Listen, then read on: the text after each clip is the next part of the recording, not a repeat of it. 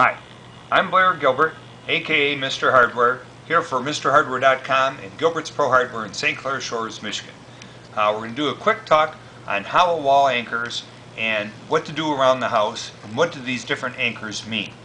So what we have here, we have the standard ribbed plastic anchor. It comes in many projects for us. It goes into a hole. When the screw goes in the anchor, it expands and grabs. Not real strong, but not bad. These are all called mollies. These, when you tighten them down, these will expand, the teeth will flare out, very strong. We'll show you those. These are easy anchors. These anchors simply drill right into a piece of drywall, set themselves moderately strong, very fast. This is a toggle bolt. This is your grandfather's anchor, and we're going to let that go along with the road of the grandfathers. This is the toggler. This is the modern version of a toggle bolt. So we'll show you how all these work and why and when you're going to use them. Now, the most common thing, coat hook on my hollow core door, which is a thin piece of veneer, is the screws are stripped out because the screws are holding multitude of clothing, and the screw strips out to the wood, and now I have a hole in the wood, and I have no good way to put an anchor on this thin material. So what we're going to do is we're going to drill this out to a 1/4 inch hole, and we're going to put a molly into the hole. 2 1/4 inch holes. These mollies actually have little teeth on them so that when they go in the wood, they won't spin when you tighten the screw to tighten them down. I'm going to take the molly, I'm going to pre-assemble it onto my bracket. Now I'll show you the mollies come with this little plastic washer. That washer acts as a lubricant. So when the screw is rotating, that washer keeps the screw from binding up on the material that it's screwing against. Okay, so we're going to throw this into the fake hollow core door. And you're going to see how this baby works. See how that expands? And it grabs tight up against the door? Perfect. We do the other one.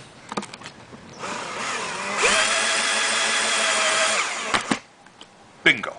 Now, let's see that coat hook fall off that door. Now, one other thing we can do is, you don't get to have zinc screws, so I can take out that 6/32 screw that came with that molly, and I can exchange it for a brass screw. Now, same coat hook, drywall wall.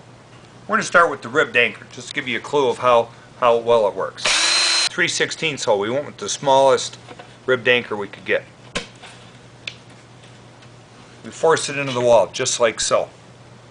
We take the screw that came with our coat and hat hook, which for my money is a little short.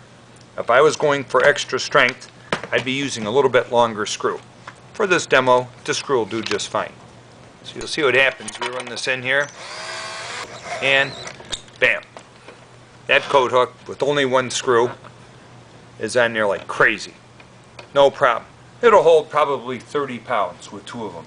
Can't overload it, can't hang from it. From the ribbed anchor, we're going to show you the difference between the molly made for a drywall, which has a 1/2 inch smooth shoulder, as compared to a long shank molly, which is made for a plaster wall, which is actually 7/8 inch thickness of masonry. So we only have 1/2 inch drywall here. The next anchor that we can use is called an easy anchor. It's a heavily threaded anchor. It's Phillips on the install side. The small ones are made for number 6 screws, and the larger ones are made for number 8 screws. Coat and hat hooks usually come with number 6 screws. So we're going to show you the number 6 screw. When I want to put these up somewhere, I like to take and make a hole with an ice pick first. That keeps my anchor from wandering around, especially when I'm in a drywall wall. Now I can take and I can run the screw in by hand, or I can run it in with the drill. So I can take just a screwdriver and you push and turn and it will cut its own hole. Look at that baby go. That goes in there and I snug it up just like nothing. Now we can take the plastic one, and I'm in a bigger hurry, I can put it in with the drill. Bingo. Then we installed our number 6 easy anchors, one metal, one plastic. We're going to take, when we run our screw in, what will happen, if this screw is oversized, it can take and cause our anchor to spin. So we've ruined that hole. Not the first time I've done that. So what we do is we put in the next size bigger anchor. So we can go to the next size bigger easy anchor, no problem. We put it in, fortunately it's bigger. It grabbed. Then we take our oversized, we run into the middle anchor, and there we are. Bam! Done. These easy anchors are alright. Their load rating isn't nearly what a molly is, but they're more than a conical than a ribbed anchor. So they're not bad, but these are probably only would trust 20 pounds. If I was going to overload, this was going into my kids' room, I'm going with the molly. Let's say we need to go up one more level of strength. Handrail brackets are very important. They're carrying sometimes half the weight of the human that's going up and down a staircase or down a wall where they need to have full support. When we install these, we would like to go looking for the stud and run our screw right into the stud. Oftentimes, placement does not allow that. So, to hang this, we're going to show you two ways of hanging it. We're going to hang it on a molly. We're going to hang it on a toggler. So, the molly requires approximately a 3/8 inch hole. It will go into the wall thusly. We're going to pre-tighten it. And as it tightens down, now the good thing with this is, this has even a bigger footprint on the back side of the wall than the smaller 1/4 inch hole molly. So now we have even more surface area carrying all the load. So we can back out the screw, we put it through the bracket. Now you notice this anchor did not commit suicide. When we took out the screw, the anchor stayed. So we don't have to, well, we take this, we run this baby in here.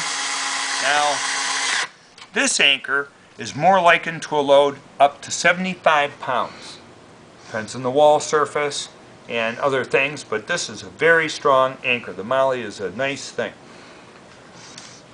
If I want to go one step up from the molly, for a multitude of reasons, one of them, the hole's too big. Maybe my local hardware store doesn't sell them. You should be able to find a toggler anywhere. We drill a 1/2 inch hole. We take the toggle bolt. Let's just show Grandpa's anchor. Grandpa's anchor isn't even beginning to go into this 1/2 inch hole. We have to go to like a 9/16 or a 5/8 hole for Grandpa's anchor, so he's fired. We shove the toggler in, we pull back, we fill the back side of the wall. This is like a zip tie. Zip it up to the wall, we pull it tight to the wall, we break off the two arms. Bingo, just like that. That anchor is now installed. It won't commit suicide. We can take our bracket out. We can put it into this. See me use brass, so make sure when you buy them, if you're doing brass fixtures, you buy the screw, brass screw, to match the anchor that you bought. Look at that baby, huh? So we're back in the 75 pound approximately. You really can't hold a human's weight in the air with this, but you sure have a heck of an anchor that you can reuse.